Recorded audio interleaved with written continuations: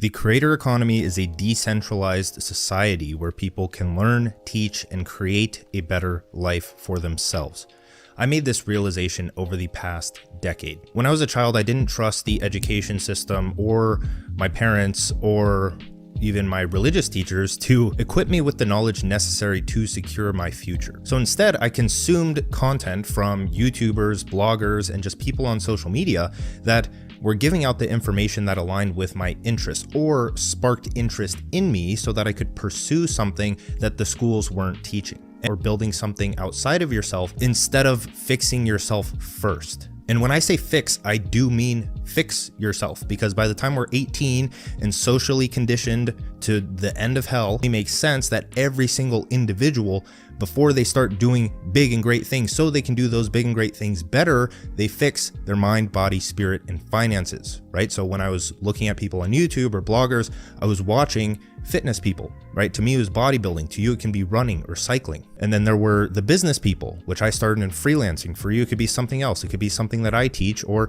really anything. There's so many different options nowadays. And then the last thing was philosophy or meaning, or the need for spirit, right? Something beyond yourself. And because I personally questioned the religion that I grew up in. So the thing is that my college degree, which I didn't finish, but I used and leveraged, got me into a $60,000 a year job. And my internet studies and my self-education and learning the skills that unlock infinite income, or just money making as a skill, right? Because when you're at a job, you're not learning how to make money. Making money is a skill that you have to learn and practice. Like being at a job and being handed a paycheck is not practicing the skill of making money. You have to be in between. You have to have a product or service, and you need to provide it to someone, and you need to facilitate that transaction online. And you need to learn by doing that over and over again how to make it a replicable process. And so education is only one aspect of the creator economy, but it is a very important one. And same exact way,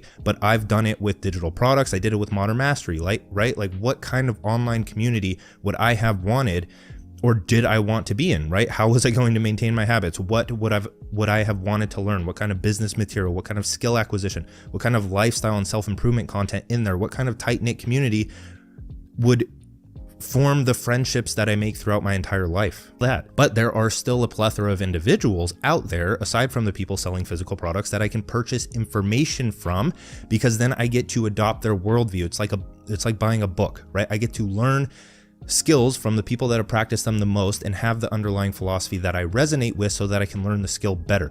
Schools don't do that. Where schools, it's like learn this, learn this, learn this. When you come and learn from me, you're learning from the way that I like to teach, right? Which in my case is usually philosophical. I'm baking in some spiritual concepts, and that will resonate with certain people a lot better than other people, right? So I can help those people more, and that is what creates value. So the creator economy is where you find people with shared goals, curate your own community, provide value to that community, and get paid for your contributions. And so my recommendation is to start with all of the previous letters. These are all building on top of each other. When I say letters, I mean YouTube videos. So the One Person Business playlist, great starting point. And you start an education business by pursuing your purpose, because education has minimal startup costs and huge profit margins, right? So you need to build an income first so that you can invest that income to create more, right? I wrote a tweet the other day where it's like, you don't create to make money, you make money to create. And then from there, you create an independent income source for yourself, and then you can spend that money building whatever other kind of business you want, or you can just do nothing. You can retire then.